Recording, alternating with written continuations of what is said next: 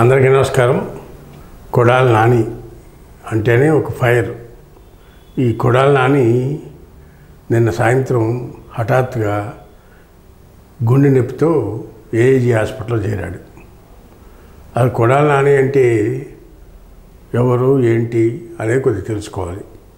ఈ కొడాలి నాని గుడివాడ నుంచి రాజకీయాలు ప్రారంభించాడు. 2004 సంవత్సరంలో జరిగిన అసెంబ్లీ ఎన్నికలకి టీడీపీ పార్టీ తరఫున పోటీ చేసి విజయం సాధించాడు. అంతేకాకుండా ఆనాడు గుడివాడ నుంచి హైదరాబాద్ వరకు పాదయాత్ర చేపట్టి గుడివాడలో పేదలకు ఇళ్ల స్థలాలు ఇవ్వాలని ఒక కార్యక్రమాన్ని రూపొందించి కార్యక్రమం కూడా చేయడం జరిగింది. దానివల్ల ఒక 10,000 మందికి పైగా ఇళ్ల స్థలాలు ఇవ్వడం జరిగింది.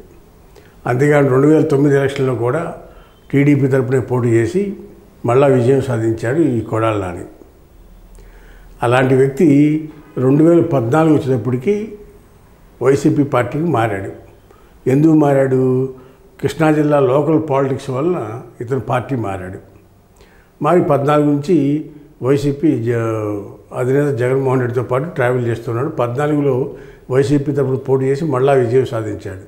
అక్కడితో 3 సార్లు విజయం సాధించిన వ్యక్తిగా కృష్ణా జిల్లాలో కంటిన్యూ ఒకే నియోజకవర్గం నుంచి గెలవడం అనేది ఒక చరిత్రగా చెప్పుకోవచ్చు. ఆ తర్వాత 2019లో మళ్ళా ఎన్నికల్లో గెలిచి మళ్ళా మంత్రివర్గంలో జగన్మోహన్ రెడ్డి మంత్రివర్గంలో సివిల్ సప్లైస్ మినిస్టర్గా కూడా స్థానం సంపాదించాడు. అంతవరకు బాగానే ఉంది.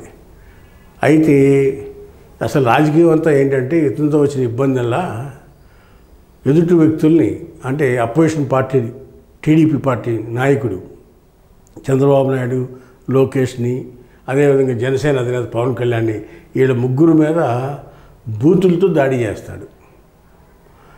లోకేష్ అంటే ఎవరు? లోకేష్ అంటే పప్పు అని, చంద్రబాబు నాయుడు అంటే ఎవరు? చంద్రబాబు నాయుడు అంటే ఇలా అని, పవన్ కళ్యాణ్ అంటే ఎవరు?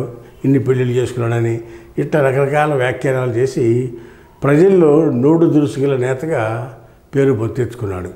అంతేకాకుండా కొడాలి నాని వల్లే తెలుగుదేశం పార్టీ తిరిగి అధికారంలోకి రావడానికి కూడా సహకరించబడింది. ఆయన మాటలు తిడటం వల్లనే తెలుగుదేశం పార్టీ మొన్న కూటమి తర్వాత విజయం సాధించడానికి ఒక వేదిక ఏర్పాటైంది అనేది కూడా వైసీపీలోని కొంతమంది వ్యతిరేక సామాజిక వర్గాల వాళ్ళు మాట్లాడటం జరిగింది. ఏమైనా వ్యతిరేక సామాజిక వర్గం అంటే రెడ్డిస్ ఎమ్మెల్యేస్, ఉదాహరణ కేతిరెడ్డి వెంకటరామరెడ్డి కూడా ఇటీవల మాట్లాడుతూ కొడాలి నాని, పేరు నాని, వంశీ వాళ్ళనే తెలుగుదేశం పార్టీ అధికారంలో రావడానికి వాళ్ళు మాట్లాడిన మాటలు, చేష్టలు, వాళ్ళు మాట్లాడే బూతుల వల్లనే ఈ తెలుగుదేశం కూటమి అధికారంలోకి వచ్చిందని కూడా మాట్లాడటం జరిగింది. అంటే ఏంటి? ఒక వర్గం నేతలతో అదే వర్గానికి చెందిన వ్యక్తుల్ని తిట్టించడానికి జగన్మోహన్ రెడ్డి గారు కుట్ర అనేది ఒక భావన.